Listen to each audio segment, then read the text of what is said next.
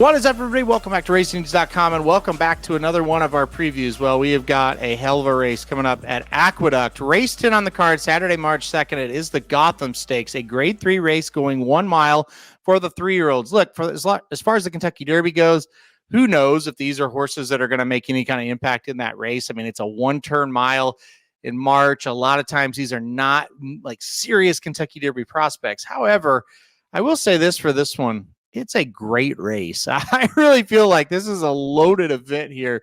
This could go a lot of different ways. So I'm very curious to kind of see how this unfolds. Like I said, it's a field of 13.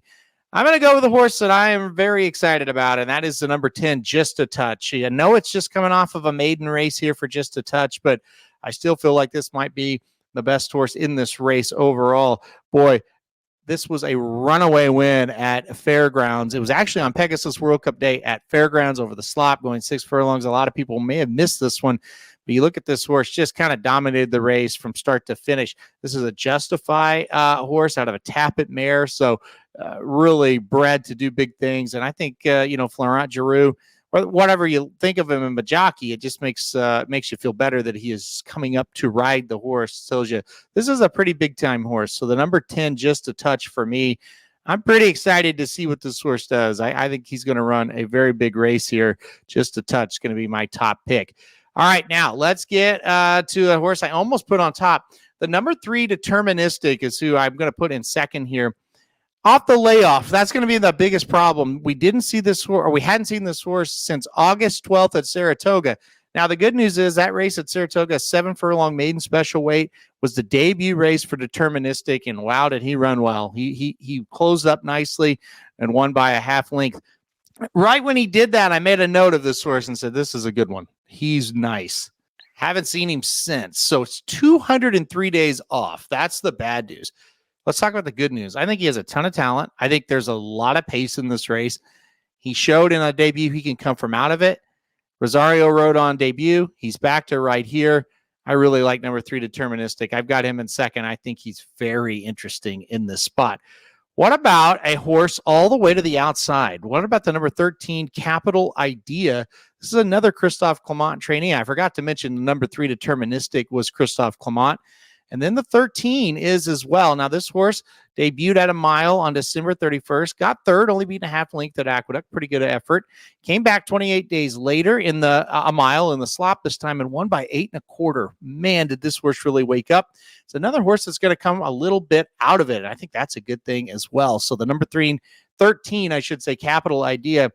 Man, Christophe Clement in March, in a flat mile at Aqueduct on the dirt. Yeah, I like both of them, the 3 and the 13. I think Capital Idea, kind of the same idea, so to speak, as Deterministic. Just try to kind of take back. If the pace falls apart, they're going to come and get you. So the final one, the number 8, Bergen, is who I'll put in fourth. This is another one here that's, I think, pretty solid horse. Another Brad Cox entry. So it's interesting. I've fallen on 2 Brad Cox horses and 2 Christophe Clements for the top 4. This is a horse that, on debut was a nice win. Came back, ran second, only beaten a length and a quarter to Houday in an allowance race at Churchill, where Houday really kind of freaked. Like, probably he's not as good as that race, right?